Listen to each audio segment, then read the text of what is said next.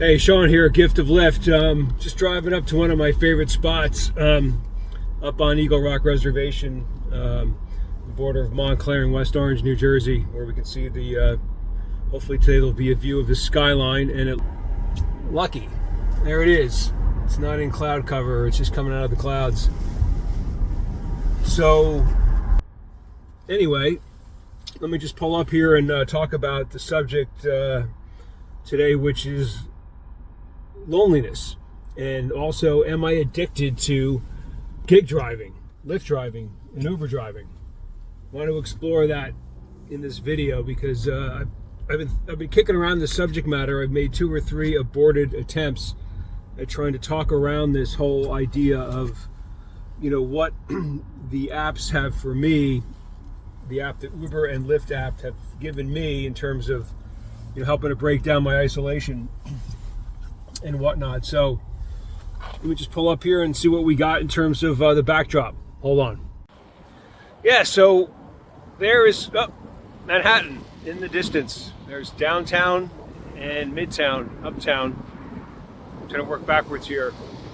My thought is, how can someone who lives so close to that feel lonely and isolated? So in this video, Sean, Gift of Lyft, I'm going to talk about that. I'm going to walk over to my car here and hey, Sean here, Gift from Lyft. So with that background of Manhattan, obviously I live in northern New Jersey, which suffice it to say there's plenty of people around, and there's access to that amazing metropolis, of New York. So far, not so close yet so far for me, actually. It can feel like that.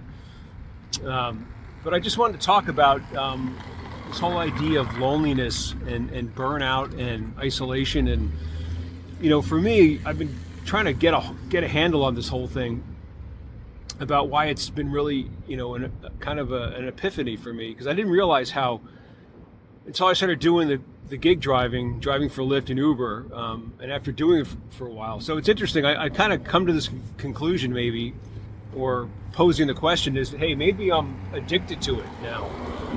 All the riders I've had and all the rides, it's really given me an amazing access to people. And I didn't realize, how much I needed people.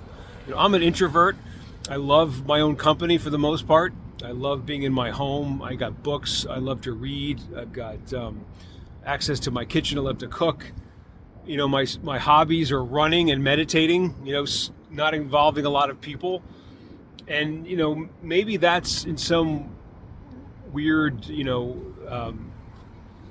of universal flip side of the equation of why people, or why this has been such a profound realization that I actually do need people. And I think we all do, and I think that's the rub, right? I think is that, as Jean-Paul Sartre, famously said, hell is other people. Yeah, but I've also experienced, hell can be just isolation with oneself. If you're not in a good place, if you're burnt out, if you're staring at a screen, yet another digital, glass of connected to nothing other than some type of disparate information or subject matter that does nothing for one's soul. If I could sum it up, on the cuff about what, I've been looking at on the screens for the last, 10 years plus. So, today that's kind of my major talking point, is that, the importance of this thing, and also how I came to realize, loneliness is real. And, I put a link into it in this video that, the Surgeon General classified it, came to that conclusion under the last administration, about how important it is to connect with humans. And if you don't have people and socialization, you're going to shorten your life. You're going to have complications. I totally buy that. I would have, if you told me that 5 years ago, I would have been like, no way.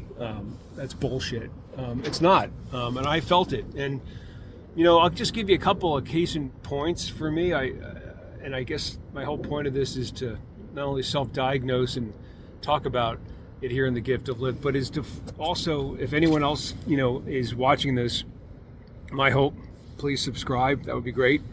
But if you're feeling lonely or isolated and you just feel sad, and you don't have a lot of people day to day, that's a huge signal. That's find a way, put your hand up, walk if you can, call if you can, go find people, even if it's as simple as, I don't want to give prescriptions for it. Maybe later, there'll be some suggestions. Maybe some folks will leave some comments here on how they cured their burnout and isolation. I mean, for me, it wasn't something that I set out to do. I didn't say, I'm going to go drive all these strangers back here because I feel really isolated and burned out. No, I did it because I needed to get the hell out of the house.